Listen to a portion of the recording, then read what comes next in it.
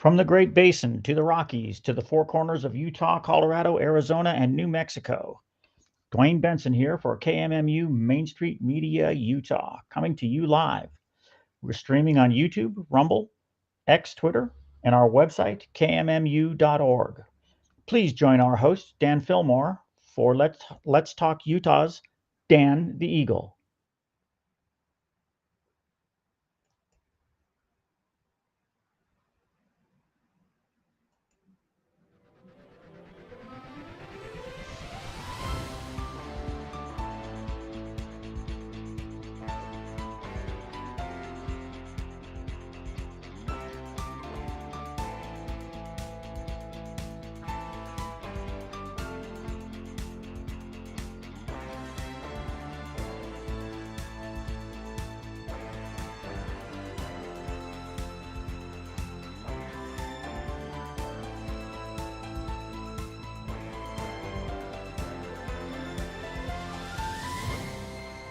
In the news, alleged security leaks on the communications app Signal, used by Secretary of Defense Pete Hegseth, Secretary of State Marco Rubio, and Vice President J.D. Vance and others, are all over the media. CIA Director John Ratcliffe and the Director of National Intelligence, Tulsi Gabbard, were scheduled to testify on Tuesday and Wednesday regarding their participation in a high-level group chat that discussed a U.S. operation in Yemen. There are a lot of questions surrounding this situation. Many on the left are criticizing the Trump administration for using secure messaging app Signal in the first place. However, according to Senator Tom Cotton from Arkansas, the chair of the Senate Intelligence Committee, Joe Biden first authorized the use of Signal for government communications. From the Oval Office, President Trump signs an order seeking to overhaul U.S. elections, including requiring proof of citizenship. From Texas, Representative Jasmine Crockett, who seemingly made fun of Texas Governor Greg Abbott, is now claiming that her comments referring to him as Governor Hot Wheels while speaking at a banquet in Los Angeles on Saturday were not about Abbott's disability, but rather his terrible policies. What do you think, Dan?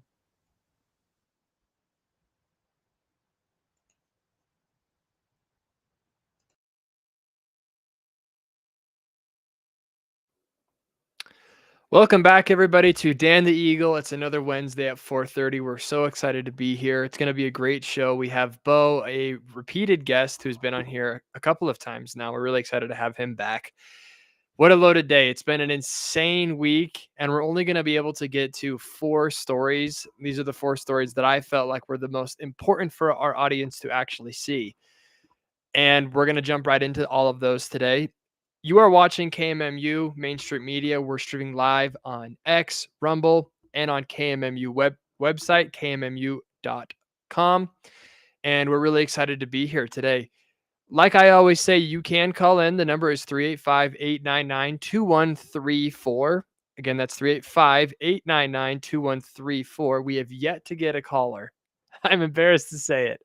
No one wants to talk to me. I just can't understand why. But we're going to bring in Bo. I think he wants to talk to me. So let's bring on Bo. How's it going, Bo? Hey, Dan. How we doing? I am great. I'm going to make our faces a little bit closer in so we can see that great American flag behind us. Beautiful. Bo, what a crazy week, man. What an absolute nutty week. So first things first, how was your week? Dude, it's going pretty good. Thank you. Yeah? Yeah, not too bad. Bo and I have been recording these pretty fun videos about movies that we've been doing. We've been recording podcasts. And so, Bo, why don't you talk a little bit about where people can find our movie takes? Yeah, so we're still building up the library before we launch, but it should be available on most platforms, Spotify, Apple Podcasts, etc.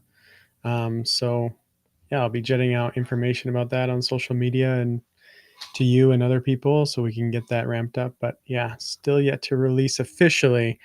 But, you know, we're a couple episodes in, building up that library to launch our iconic movie takes. Mm-hmm.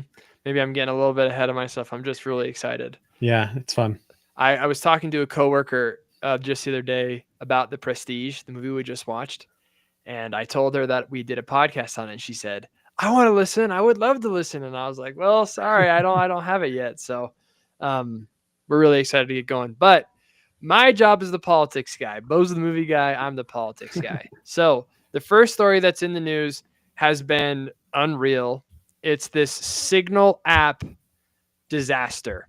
So just to spell it out for you and for the audience, for those who aren't news nerds like I am, Signal is an app that is encrypted messaging, and Mike Walls, Pete Hegseth, JD Vance, and the whole national security team was put onto a group message talking about the strikes in Yemen against the Houthi terrorist group.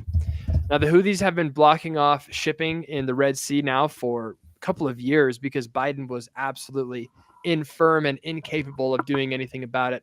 And the Trump administration finally was doing something about it.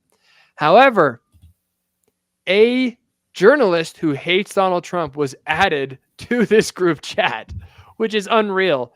It's actually crazy. So he, a couple days ago, puts out this headline that says, I was added onto Trump's team making war plans. And he actually was. And he was putting out text messages. And none of the Trump people have actually denied that this happened. So it appears to be legitimate. So, Bo, have you heard of this story yet? Have you read anything about it? I briefly heard something about it on the news, but I really don't have any of the details. Like, this is all kind of new information to me. Okay, well, we're gonna jump right into it. So first of all, I have this one right here. This is a picture of some of the text that this journalist just put out because he was put into the group chat, which is crazy.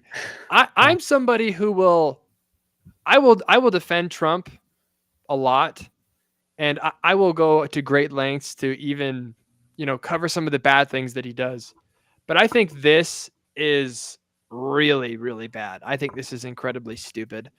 Like, how can you put on one of your enemies onto your group messages? It makes no sense. This is like a monumental failure in my mind. But luckily, nothing was classified that was sent out. So it could have been a horrible thing. But some of the things that were said were interesting, at least to read. So I'm going to go ahead and read a couple of these interesting messages. So just FYI, even when I'm on full screen, it's hard for me to read the text. So yeah, if you could read anything, that'd be great. Let me see if I can't zoom in at all. Okay. Maybe if I make it full screen. No? Okay. Well, we'll just do this. Okay. No problem. All right. So basically there's two opinions. JD Vance is representing one side of America, at least the Republicans, and Pete Hegseth and Mike Walls are representing another in this conversation. And I'm going to read JD Vance's position first because I actually have a hard time seeing anything wrong with it. And I'll get your opinion. I'll get your opinion on it afterwards. And you tell me if you think this is wrong or if it's right or anything like that. So first things first, it says, team, I'm going out for the day to an economic event in Michigan, but I think we are making a mistake. And again, this is bombing the Houthis in Yemen. 3% of U.S. trade runs through the Suez Canal. 40% of European trade does. There is a real risk that the public doesn't understand this or why it's necessary. Strongest reason to do this, as the President of the United States said, is to send a message. But I am not sure the President is aware how inconsistent this is with his message on Europe right now. There is a further risk that we will see a moderate to severe spike on oil prices. I am willing to support the consensus of the team and keep these concerns to myself.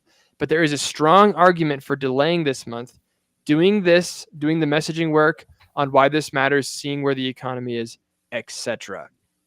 So, Bo, that's JD Vance talking behind closed doors. He has no clue this is going to be sent out to the public. And listen to how he speaks, how considerate he is to the other members of the group, how articulate it's said. Like, and he says, I don't know if we should be doing this because it sends the wrong message to Europe. What do you think? First impressions. Yeah, I think that just shows a lot of professionalism for JD Vance. in my opinion, just as an observer from this message and this news right here, it just seems like that.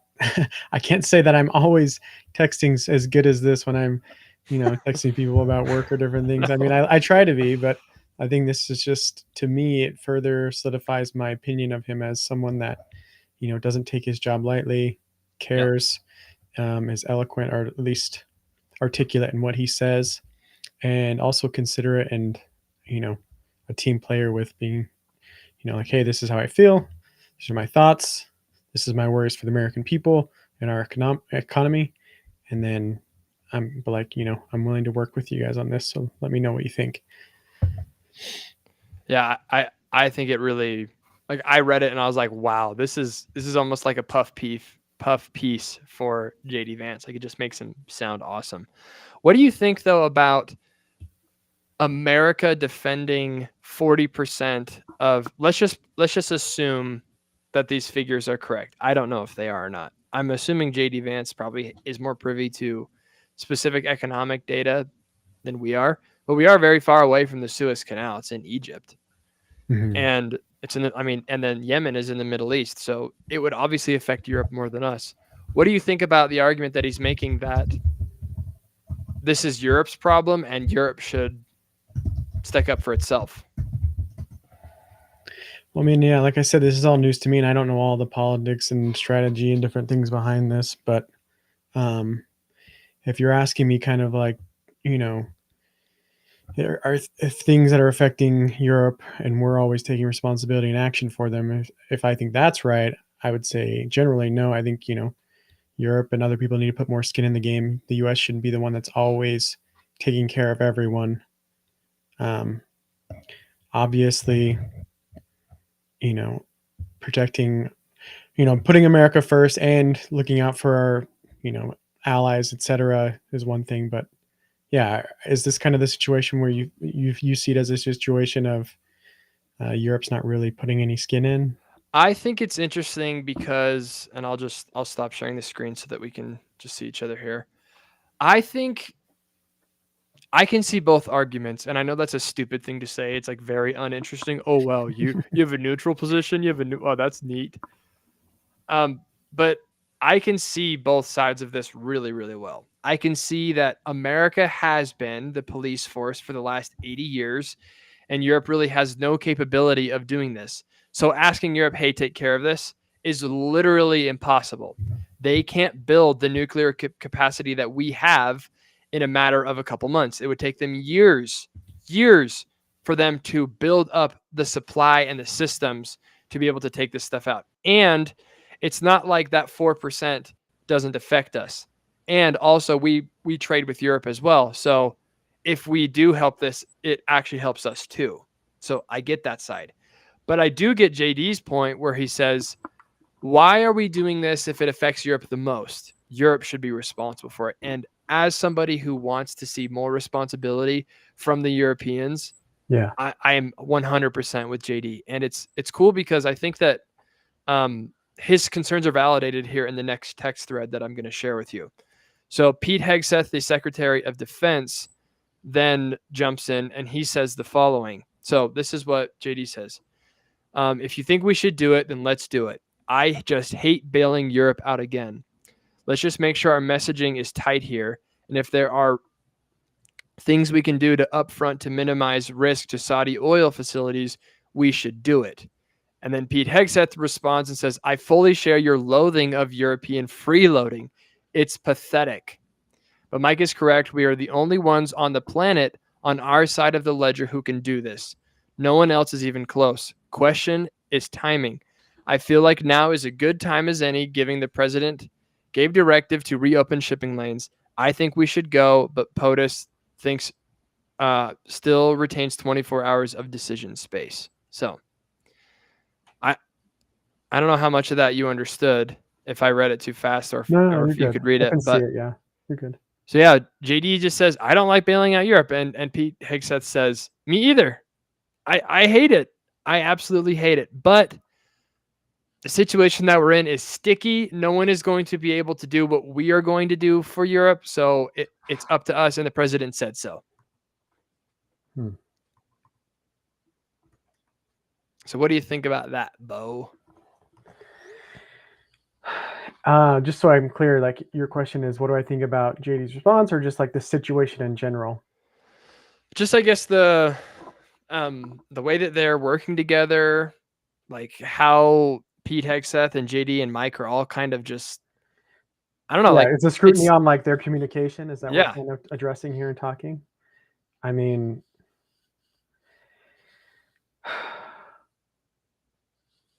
I think it's very plain language, and I don't think there's anything wrong with that. I think, when it comes to important decisions, plain language needs to be used, opinions need to be expressed. I think the best people in the world, when they make decisions, they give their full opinion and they counsel together, and they're not scared to share their thoughts or opinions because it's an environment where you can. But then you're very respectful and kind of other people. You don't have to be right, et cetera, et cetera, et cetera. But there's an environment where you can share, you do share, and then you kind of mold and find the best solution out of everyone's ideas, right? Because I learned a long time ago, like if you're a leader, and I'm not saying anyone in this situation is the leader, President Trump, obviously the leader of his branch of the government and things, and then he's our commander in chief. But I think, if you're a leader, you don't want to be speaking first, because then it's like you're already setting the tone of like, oh, well, this is already what he thinks, so I can't share my opinion now. Mm-hmm. So in harmony with that, I would say like this communication is there. You want to be open and be able to be honest and be plain. And so if people are offended by that, whether that be Europe or other people in the US, I don't really see a reason why. Yeah. So that's the good news, Bo. That's the good news. The bad news is that this was leaked by a reporter because he was added on to this message chain, which, oh my gosh, I don't know how you do that. How can you add on somebody onto your group message who is actively hostile to your movement and to you? So the person who got added onto this text chain is called Jeffrey Goldberg, who is he owns The Atlantic, which is an anti-Trump propaganda machine, who literally hates Trump. How is it possible that he gets added in? There are people who are saying that it's like it's a conspiracy where someone added him in on purpose. Someone is saying that it's he's lying about it, all made up, but like it's Riley's trying. Oh, dude, we got to get him in. Dwayne, someone is trying to call in with the phone number and it's not working. So if you could jump on that, that'd be great. We'll have Dwayne jump on that. Yeah, Wayne's going to double check. Thanks for letting us know, Bo. Thanks, Wayne.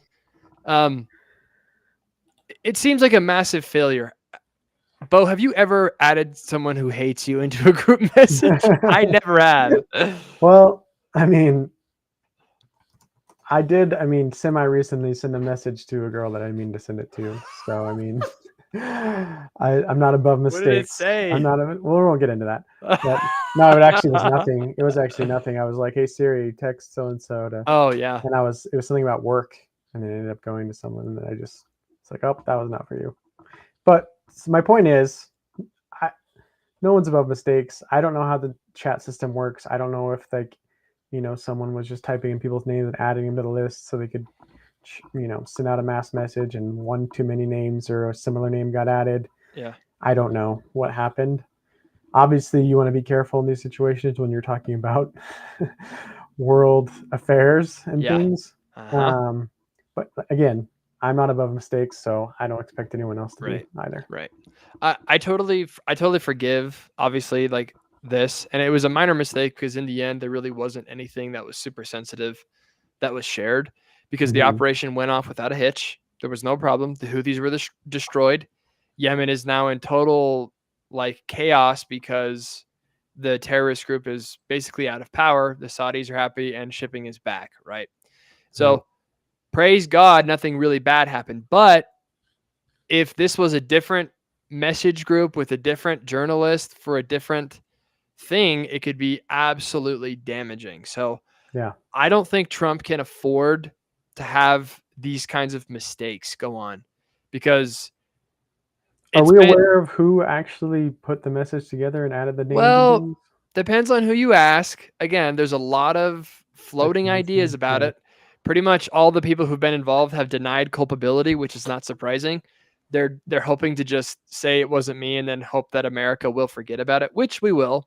I mean, give it a week and no one's going to be talking about this story. So all they got to do is just ride out these few days. But yeah, I don't know who did it. Some people on the internet are saying that it was like a staffer, that he was like put onto the call. He was put onto the text message because he wanted to sabotage it. Like, we don't really know, but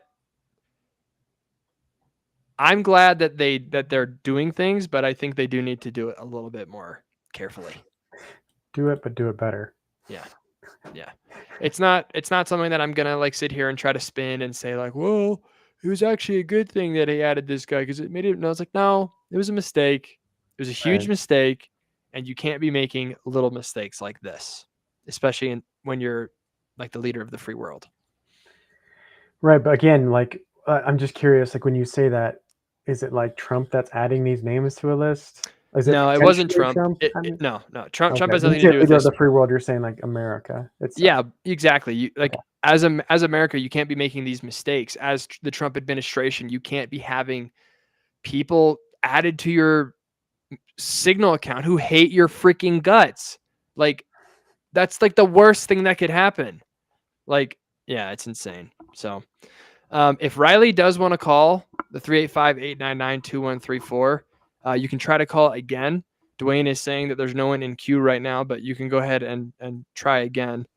And if not, then Riley, you should just jump on with your phone because you already have the link to my show. So we'll try to do that while I queue up this next video. So speaking of the Trump administration doing good things, which again, I think this is a minor thing. I do think that they need to tighten this up and just say, yep, we'll take responsibility. It's not going to happen again and move on. I think that'd be a smart move. Yeah. One thing, yeah, never mind. We'll move on. So speaking of good things that Trump is doing, he signed an executive order yesterday securing our elections, which, Bo, explain to me why anyone could possibly be for no ID to vote.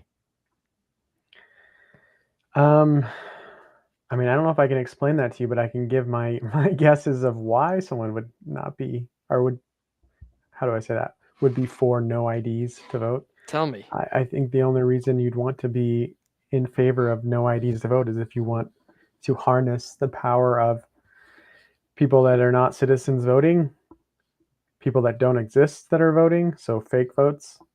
And I mean, I think that pretty much covers it unless I'm missing something else. But yeah, I mean, the only reason to really be in favor of like, why you don't have to show an ID when you come to vote. It's like, why not? Like, I have to show an ID for everything else. I have to show an ID if I want to go sit at a bar somewhere. I have to show an ID if I want to go, I don't smoke, but if I wanted to go buy cigarettes, I'd have to go show ID, et cetera, et cetera, et cetera. So I don't know. To me, it's just, give me a good reason why, I guess, that there should be no voter ID. Yeah, and the only thing that people say is that if you ask for people for ID, that's racist because black people don't have IDs. But that's actually racist for saying that. For saying that, if you're saying black people don't have IDs because they're less and they don't know how to get a license. Like, what do you mean? That's what you're saying? It's crazy how it's crazy how people on the left will literally turn their brain off as soon as you say something is racist.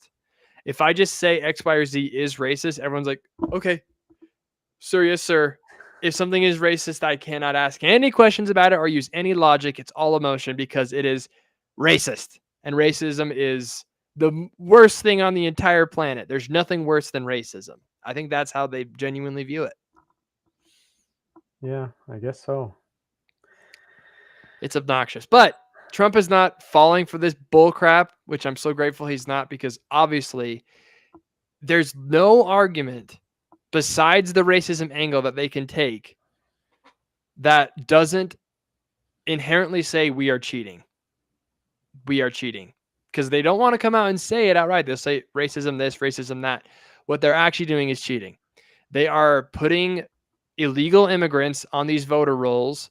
They're shipping them out to go and vote for these people, and they're putting dead people on voter rolls, and they're trying to flood it so they can keep political power. It's that obvious, which is why they're trying to flood the country in the first place. Bring in a bunch of illegals and then let them vote because there's no voter ID. Trump is not having it. Here is him signing the executive order. Let's jump right into it. We believe that this executive order is the farthest reaching executive action taken in the history of the Republic to secure our elections.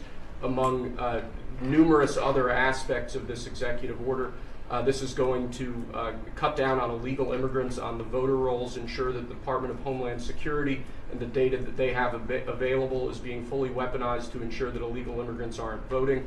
This will include a citizenship question on the federal voting form for the first time.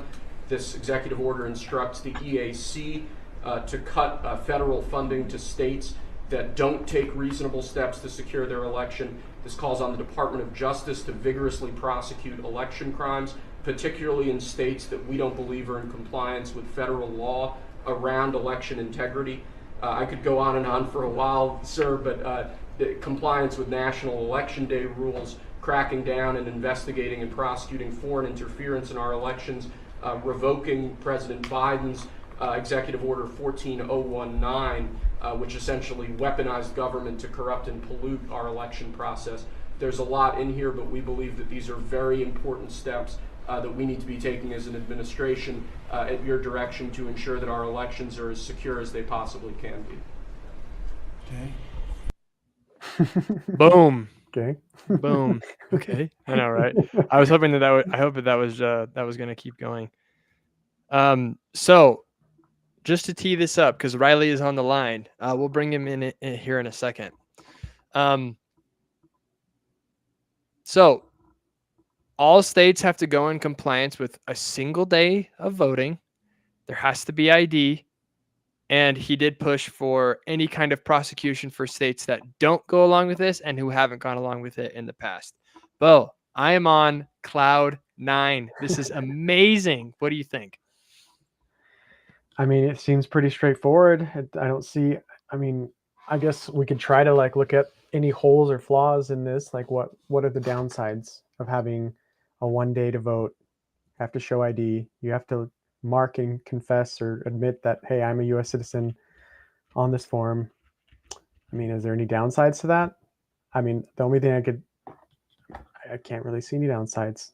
1 day to vote shouldn't be a problem as long as, you know, states recognize like, hey, everyone needs to be able to have a time to vote before, after, during work. And besides that, I don't really see an issue. Yeah, I 100% agree. We're going to grab Riley. We're going to bring him in. My very first call in. I just can't believe it. Who could it possibly be? Riley, can you hear us? Hey, I can hear you. Hey, loud and clear, Riley. What's going on, baby? Caller, long-time listener. Riley is a good friend of Bo and ours. Unfortunately, he's not a random listener. I can see all the people watching right now. None of you want to call me for some reason. I don't know why. I just have to pay my friends to do it. Just kidding. Riley, I didn't even have to tell you to do this. Why are you calling? Bo told me to call you. Bo, you big sweetheart. Yeah, I heard you had no callers ever, so I sent out the message. I got no put callers. Up the bat signal. Well, Riley, we're glad to have you. How much of the conversation have you heard about making sure that there's going to be single day voting? There has to be voter ID that showed, paper ballots, that kind of stuff. Have you been hearing all that? Yeah, a little bit of that. I also was listening to about the leaked group text. Yeah. Oh wow, you've been on for a while. Okay, tell us what's your what are your thoughts and what questions do you have for us? Well, I guess all I gotta say is that if some of my group chats were released to the public, I might be facing federal prison time too. So we gotta be careful about that. what happens on in the boys group chat stays in the boys group chat. Amen. Amen to that. Yeah, I don't want anyone to see me calling you a dingus or something like that. Keep going, Riley. No, I'm just kidding.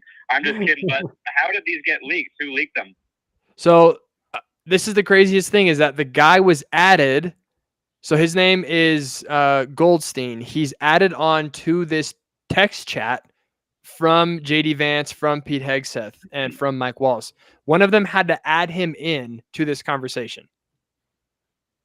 Uh-huh. And this person that was added was a journalist for The Atlantic who hates Trump. So when you add someone, isn't there usually like a small little black and white text that says so-and-so was just added? I don't know. I've never actually used Signal, and by looking at the pictures of the text chat, it kind of just looks like the chat was made, and there's a lot of people in there, because I'm assuming there's a lot of people that are involved, and I think that this guy just somehow got added in. I wonder if there's any more to this. I'm going to go put my, tinfoil hat on and be like, is there like some sort of hack into Signal? That's exactly what people have been saying. They've been saying there's no way that these professionals could let the guy who hates them in on these secrets. Why would they do this? Yeah. So I don't know. My conspiratorial hat is not completely on right now, but it's not completely off either. I'm kind of there's a spectrum, really, and I'm I'm a little fluid. I'm a little conspiracy fluid. I think this day and age, you have to question pretty much everything, right? Yeah. I mean, with the technology, with the lies we've seen, it's just a combination of technology, lies.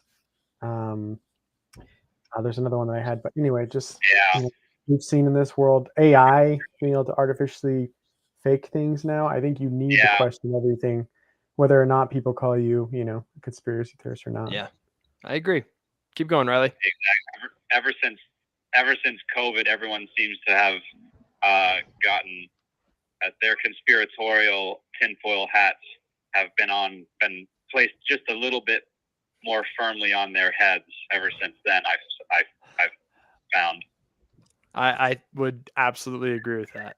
I found myself being much more conspiratorial after. Sure. Mm-hmm. So what questions? Yeah. What other questions do you have for us, Riley? Well, let's see. So we were talking about the one-day voter registration. How would that work? So it's not voter registration one day. It's one day election day. So the day of elections, they're going to have the election, and it's going to be called the same day. So California in the last election didn't call their election until 3 weeks after. And they're going to have proof of citizenship. So ID would. So paper ballots, I don't know exactly how they're going to do it, but this is how it's been proposed, is that if you want a paper ballot, you have to ask for it months in advance, and you have to postmark it before the day of election, and you have to send it in within a certain time frame. But then the day of the election, it has to be called for the winner or the loser. Well, it sounds like a good idea on paper, but wherever the election's wherever you're going to have to place your vote, like the line is going to be way out to the Burger King and McDonald's, and you're going to be sitting in line for 2 hours just to vote. Yeah. And I feel like people won't put in the effort to actually go vote because of that. And even in the big cities, you could be waiting all day, 12 hours to go vote. Longer. So the idea, well, I would say just to counter that, and I'll let Bo chime in after this. People have been doing that forever, so it hasn't been an issue in the past. Elections have pretty much always been like that. But there's also what are called precincts. So not every single person in one city has to go to one place. They will strategically create areas within a geographic area so that it's not a massive line. Like I worked in an election in New Hampshire, and we were there at 6 a.m. and we didn't leave until midnight. We were just there the entire day. And there was hardly ever a line because someone would show up, they'd go in, they'd vote, they'd come out, took like 3 seconds, they were done. It was a really simple, slick process, and there was a precinct, one little precinct every certain mile. So I don't think that's necessarily an issue. Bo, what are your thoughts? I mean, if people are willing to wait for Chick-fil-A and In-N-Out for 30 minutes, I think they can wait in line to vote for the security of our country. Amen. No, I'm just kidding. I waited for like 20 minutes in You line. don't get a burger after voting. True. We should start having treats at the end of the Maybe line. they should. Okay, Yeah. Riley, when you run for president, that can be your thing, okay? If you vote for me, I'll give you a burger. Everyone gets a Chick-fil-A sandwich. Continue, Bo. In that nice little bag. Yeah, I waited for like 20 minutes in line to vote, and yeah, sure, it wasn't fun. And I could totally see your point, and I think it's a good point, Riley, to say like, well, is this going to cause mass amount of waiting lines? I think like, I don't know if it's possible, but my hope is, I guess, if we did go forward with something like a one-day voting, you take all the resources that you normally spend weeks, of people, staff, and things working for weeks at a time or different things, and you consolidate it all into one day where it's like, hey, you only have to work one day, 24 hours. We're having double the locations, some sort of game plan to make this, negate the fact that there's going to be longer lines possibly because it's just one day. So hopefully there's some sort of strategy like that. Yeah. Florida is a state that has 18 million people in it. It's a massive state. It's the fourth most populated state in the country after California, Texas, and New York. And they call their elections the day of. No problem. They get it done, and it's all in person. Oh, wow. What kind of percentage of turnout do they get for voting? Do we know? I don't know. That would be. Let me ask ChatGPT. Dan, Mr. Producer here. Well, Can I toss something in? Yeah, go ahead, Dwayne. Well, I lived in LA and I voted all my life. And we used to call LA the second largest city in Mexico. So, we never had a problem. It was done at the precinct level. I went down to my local, usually it was the middle school. There was never a line. It can be done very easily. Not only that, but when I was voting there, you had to show your ID. You signed the book. They gave you your ballot. It's not hard. It sounds hard, especially here with a sticker too. Well, it sounds hard here in Utah because everybody gets their ballots in the mail. Yeah. Nobody goes to vote. So set it up.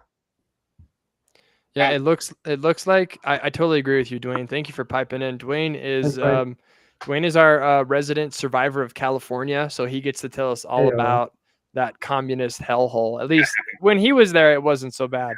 But I just looked up the voter turnout for 2024. 77% of the citizens who were eligible to vote voted. All right, that's pretty good. Which is insanely high. Yeah. They do have mail-in ballots as well, though, but you have to request them. Yeah. Go ahead, Riley. Sorry. Well, I hate to leave you, but I've got to get going. No worries. Hey, thanks for jumping on, Riley. We appreciate it. Take care. Catch you on the flippity flop. Flippity flip. See you, man. Okay, well, our first caller, Bo. Hey. I can't believe it. Totally unprovoked. Yep. We didn't try it. It just happened naturally, totally organic. Now, all you listeners out there, you can know. You don't need to be scared to call in. We won't bite. It wasn't so bad. Yeah. Okay. Well, you are listening to KMMU. We're really happy that you are. We are live streaming on Rumble, X, YouTube, and on our website, kmmu.org. If you want to call in, the number is 385-899-2134. And we're going to go ahead and move on to our next mind-bending, so disgusting story, Bo. This one actually makes me mad. The other two were, first one was meh, the second one I was pretty happy about. This one gets me going. This one gets my goat. So, Colorado, the state where you're from. Yeah. Unfortunately. Old stomping grounds. Colorado has gone full woke, full crazy on the LGBTQ crap. So, there is a 17-year-old student, a girl, who identifies as a boy, who ran away to live with this lady with her quote-unquote husband, who is a woman dressed as a man. So 2 women together. One thinks that she's a man or says that she is. identifies as a husband, is taking this 17-year-old girl in with them. Okay. So this is, it's kidnap. It's consensual kidnap, right? So the mother is going to the police and she's saying to them, hey, I would like to have my child back because this crazy teacher has my daughter and she's not letting her go and my daughter doesn't want to come back. And a lot of it is because the mother is not affirming, quote unquote. It's a massive quote. The mother is actually being a good mom and saying, you're not a boy, you're a girl, right? But the daughter wants to go along with this and the teacher is encouraging her to take this trans route. So the police show up to the crazy lady's house with the daughter, and we have the body cam footage, and it is disgusting. It's revolting. It's awful. You will think that this police officer is a piece of garbage by the end of it. So just to tee it up, we're going to go ahead and take a look at it. And it's a little bit of a longer clip, but I think that it's worth watching. So here we go. Thurber, how are you? Good. That's all I need to basically hear. I'm just coming by to make sure you're good. You know what I mean?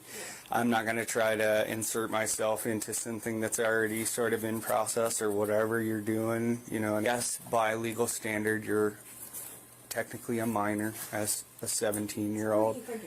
But I just wanted to make sure you're good. Yeah. You're good? Yeah. Okay. Thank you very much. Very good. That's all I need for now, and I appreciate you guys, and I appreciate your willingness to, I don't know, I guess, help me check boxes. I hear you. I'm probably going to have to speak with them. Yeah, they're going to have a meltdown. Exactly.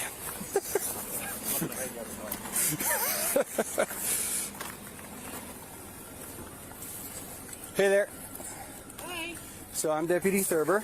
Hi there. And you folks are? I'm Mom. Okay. I'm Renee. All right. Mackenzie. Okay. So I basically went and did a welfare check, and I don't see signs of distress. There doesn't need to be distress. She needs to come home. She is harbored by these folks and does not have my permission to be here. She is a minor. I don't care if she's a day away from 18. A minor is a minor, and she does not have my permission to be here. Right, but again, it doesn't rise to the level of law enforcement involvement. She's not in distress right now. So I'm sorry. You're telling me that you're not going to Physically rip her out of that home? Yeah. Even if Because there she's was not- an agreement between CPS and her and the mother that Those are civil agreements, and you're gonna. So it's from the Matt Walsh show, which is where I saw it. So that's why you saw Matt at the end. Sure. Isn't that unreal? Isn't that just, it's one of the worst videos I've watched in a long time. So we're going to go by play, and I want to get your take. So first of all, he comes in and he asks the daughter, while the adults are still in the room, are you okay? And the daughter says, yeah. And then he's like, okay, that's enough. And walks away and he says, thanks for helping me check the box. And he says, you're technically a minor. What'd you think about that part, Bo? Well, I think the first thing you said really hits hard is you're interviewing this minor who you're saying by your actions, well, I don't need to enforce that she's a minor.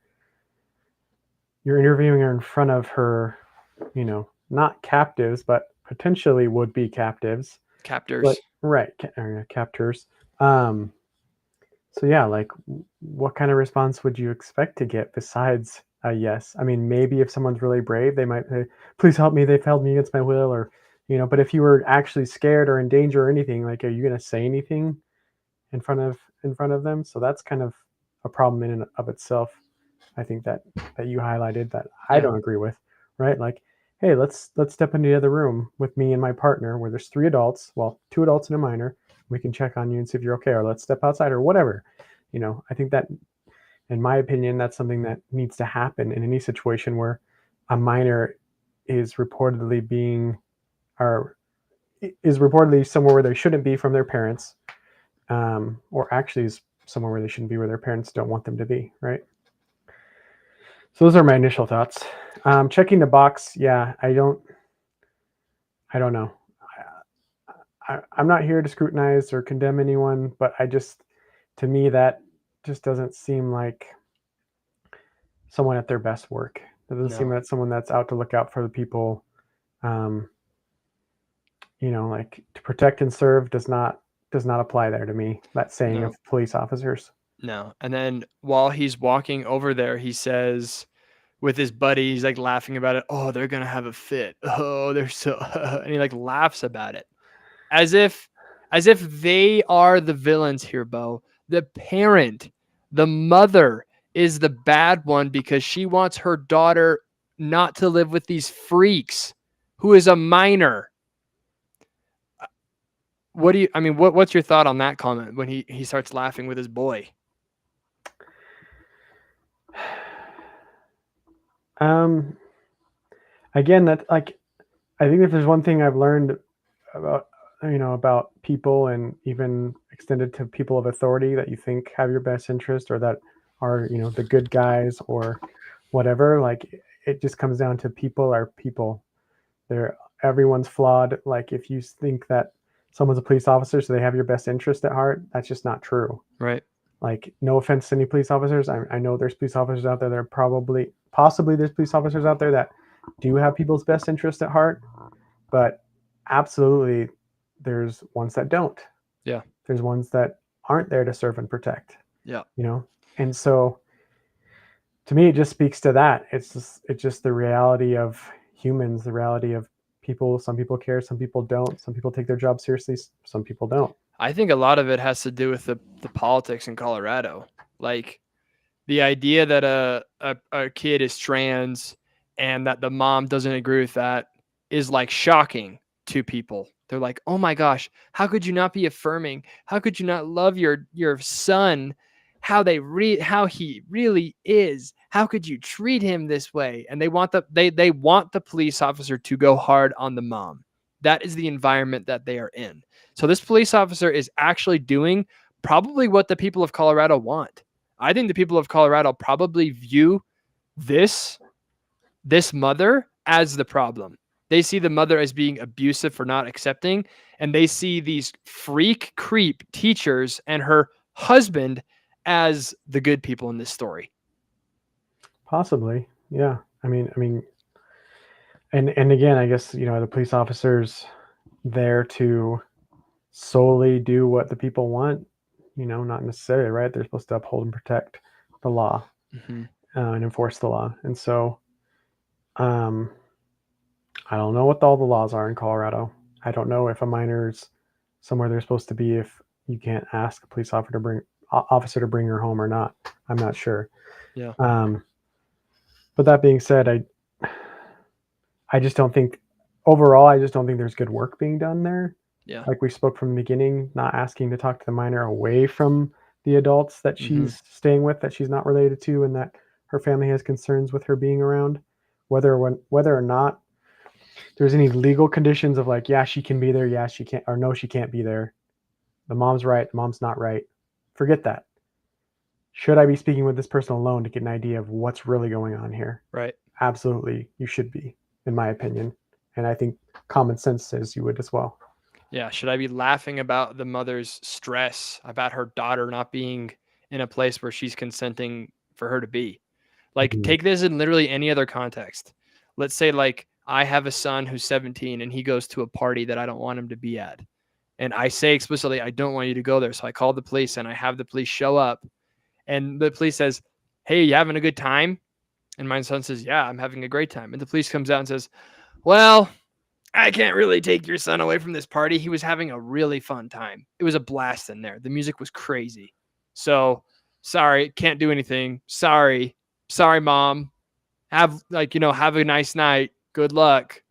Like in any other context, we would all understand that a minor being taken from her parents is not okay. And a minor being away from where the parents want them to be, assuming they're not abusive, is not okay. Obviously. Sure. But as soon as you throw in the trans element into it, oh, well, the mom's being abusive. The mom's probably so mean. And you could tell this police officer already had bias going into this. Because he goes in and he says, I'm not here to cause any problems. I'm not here to stir the pot. I'm just here to check the boxes. Blah, blah, blah. And then the way he speaks to the mom, he says, I'm not going to rip her away from this family. You want me to go in there and rip her away? It's crazy. It's unreal. Yeah, legal stuff is kind of wild. It's just, there's just so much, like, again, whether good work is done plays a huge part in it. Good police work is done, and then just laws in general, like what actually is legal and illegal and can be enforced and can't be enforced. Like I said, I don't know the laws in Colorado. I don't know, if you're 17, if you can just go stay at someone's house and you can't be brought home by your parents. I don't know. But I think morally and ethically, an officer should be, to the extent that a parent is a decent parent, they should be concerned with their feelings and thoughts about their child, right? It shouldn't be a joke. Yeah. It shouldn't be a routine box check. There should be something that's taken seriously. What if there's an extreme situation and it actually was, she was a captive. There actually was, the mom was a sweetheart. There actually was, the next day the daughter ended up dead and buried in the woods. You don't know, right? So take the job seriously, be concerned, be unbiased as possible. I know that's impossible when you're a police officer or any situation, but I just think, those are my thoughts. Yeah, I would agree with you. So I looked up Colorado law. So this is all from ChatGPT, so we'll see. In Colorado, individuals under the age of 18 are considered minors and are generally under the legal authority of their parents or guardians. This means that without parental consent, a 17-year-old typically cannot choose to live independently with or without another adult. Legal emancipation is a process through which a minor gains independence from parental control, but obtaining emancipation requires a court order and is not easily granted. Thus, unless an emancipated or with parental permission, a 17-year-old in Colorado cannot legally live with another adult without their parents' consent. Attempting to do so may lead to legal consequences for both the minor and the adult involved. Except, wah wah, no, it didn't. There were no legal consequences. Again, the person who's being treated like the villain here is the mom, which is just, this proves to me once and for all that if you are sending your kids to a public school, you don't know if they're safe, especially if you live in a blue state, because these people are hell-bent on taking easily manipulated children and screwing with their minds and potentially making them live with their teachers. If anybody is living in a blue state and you don't think this can happen to your child, think again. It can. It clearly can. Well, I would say even in a red state, you should Yeah. be careful, because Yeah. I know personally of teachers that share their personal thoughts and opinions on these things to their students, and I've spoken up against it, and that's just not right. Like, you're in a classroom to teach.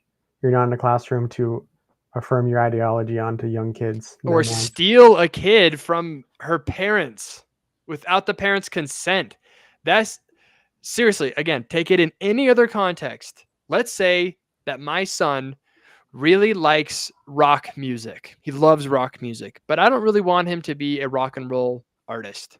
So I don't encourage him to play the drums really loud. I don't encourage him to buy a guitar. I want him to do other things.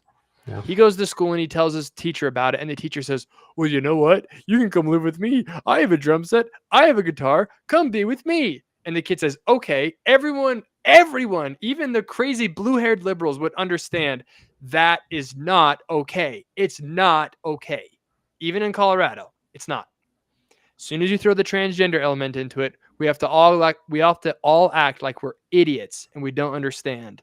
And not only that is that in that situation of the rock and roll is not okay, but it's compounded to be even worse when you take someone's reality and you twist it and say, right, yes, the reason you're having problems with X, Y, or Z is because you're not a girl, you're a boy. Yep. And that twisting people and lying to them and like subverting reality and just hurting people that way and really abusing people that way, because it is abuse. It is. That is just makes it so much more worse than even just alone saying, hey, come live with me, or hey, you can escape your parents with me, right? So not only is it depraved and freakish behavior, it's even worse because you're teaching this child a fat lie.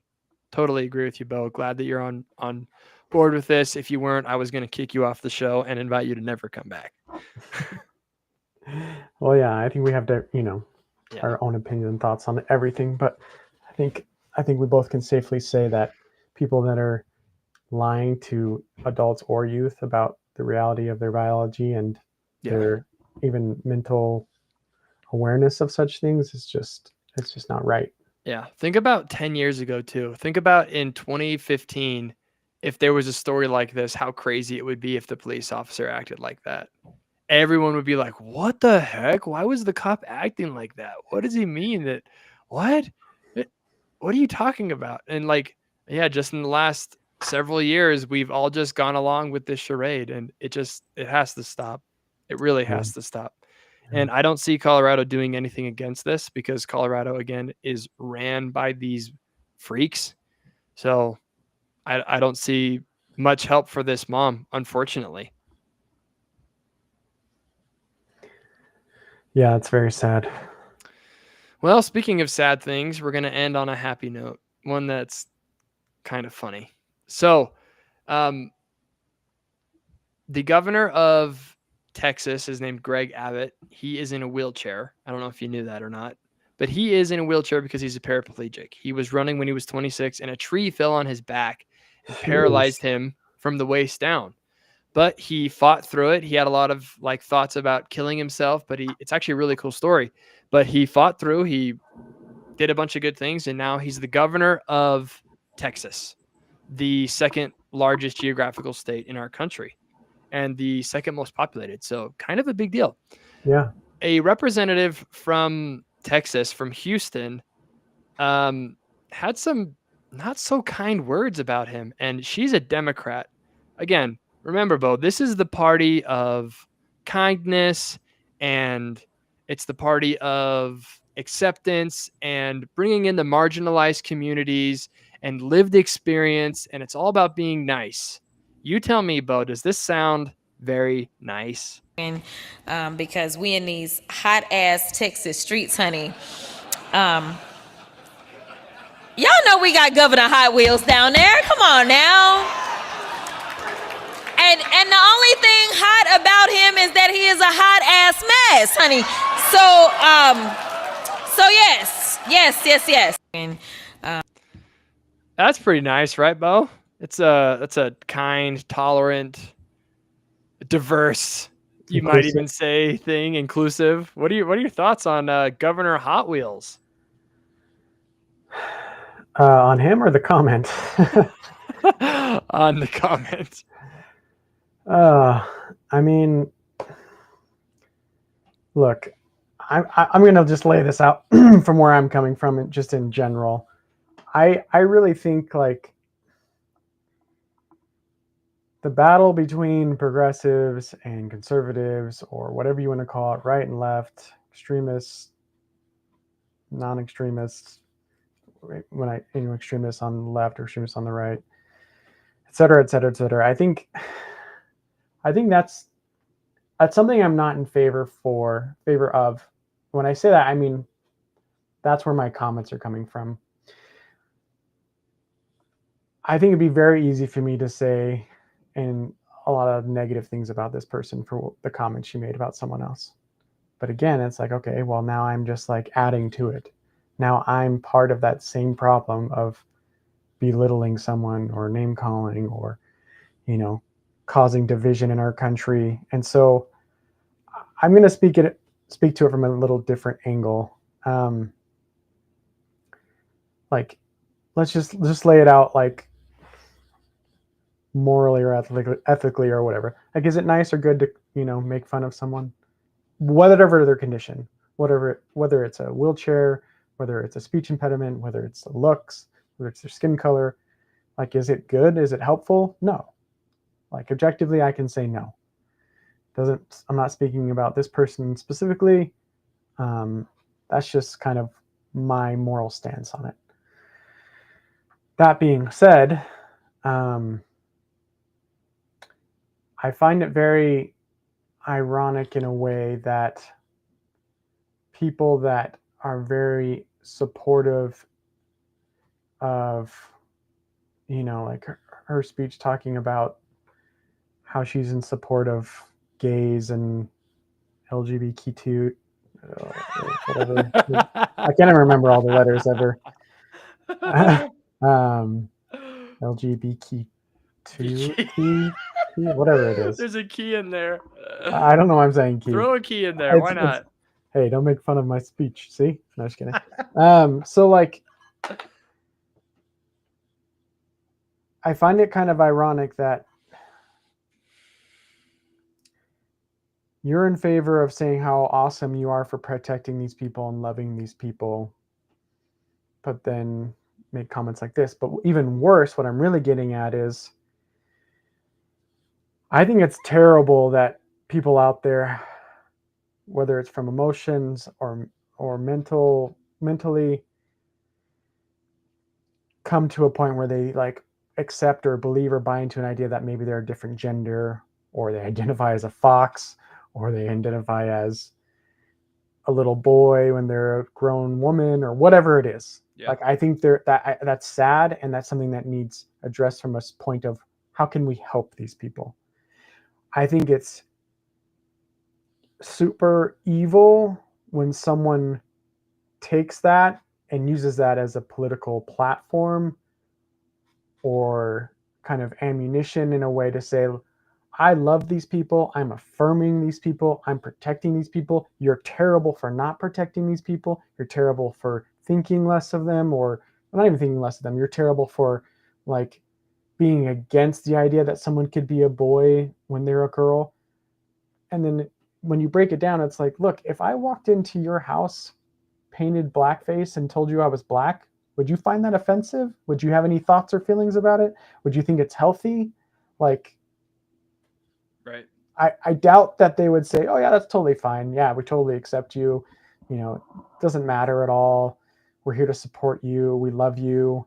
Like, if people hate you for that, we'll protect you. We'll make a platform for you. I don't see that happening. No. So I think it's completely disgusting that someone can stand at a podium giving a speech when they're weaponizing people's real problems in life with not understanding who they are and taking that to make themselves popular or morally superior, can sit there and brandish that at the world and at the US citizens that they represent, and then not feel like it's a problem to, say something like a Hot Wheels comment to a guy in a wheelchair. Like, I just don't see how those two things are congruent. They're not. Yeah. I think it's one thing to make fun of people, because I make fun of people all the time. Sure. That I'm friends with. Like, I'll make fun of you. I'll make fun of Riley. I'll make fun of all sorts of like my friends, because I know that it comes from a place of love. But when it's like someone who, it's like one of those things that you can't help. You know what I mean? You cannot help. He can't help that he's in a wheelchair. So there are some things that it's just like, it's just too far. It's just too much. You shouldn't, you could make fun of his policies. You could say that he's not a nice person. You could say that he's this, he's that. He's unfeeling to illegal immigrants by wanting to build a wall. I don't agree with it, but you could say that. When you take it to something that you can't actually, you can't change. He can't change that he's in a wheelchair. And so you're sitting there belittling him at, by the way, the Human Rights Campaign. That's what it's called. She went and spoke at the Human Rights Campaign, and she's making fun of someone who she doesn't like in a wheelchair. But it's okay because she doesn't like him.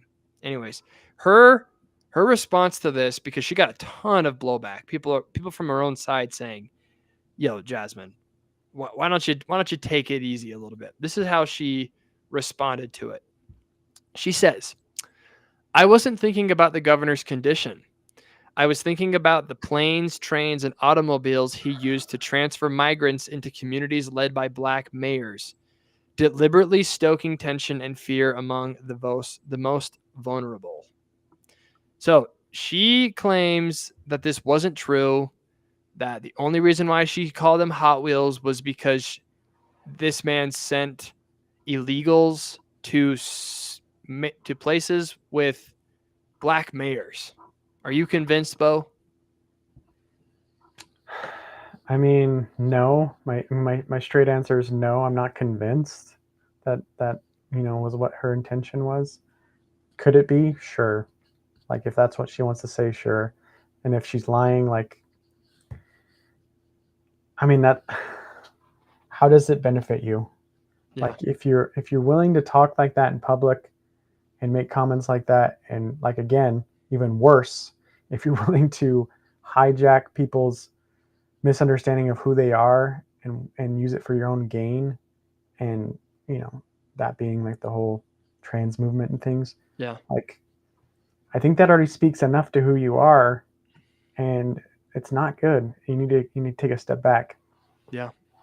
I think that it wouldn't have been that hard to just be like, hey, honestly, slip of the tongue. It was too far.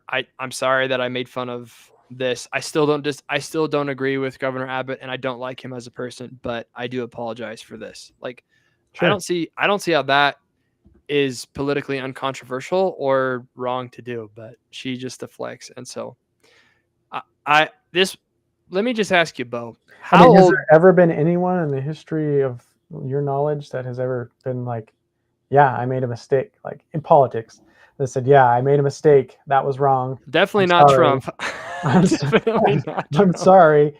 I apologize. And here's what I'm going to do better. Governor Cox sort of gave an apology for the trans stuff that he did in Utah.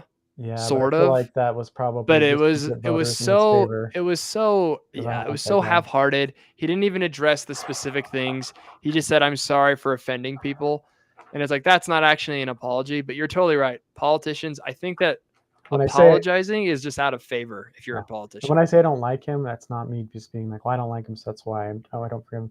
I'm saying like, you were not, you were supposed to represent conservative values and you didn't. Right. So now I don't trust you. Right. Yeah. So exactly. So that was oversimplified when I say I don't like him. I say I don't like that he chose to do that, and he showed some true colors that doing that. I think so. Yeah, I think you're right though. I don't think politicians say sorry, which is really obnoxious. But let me just ask you.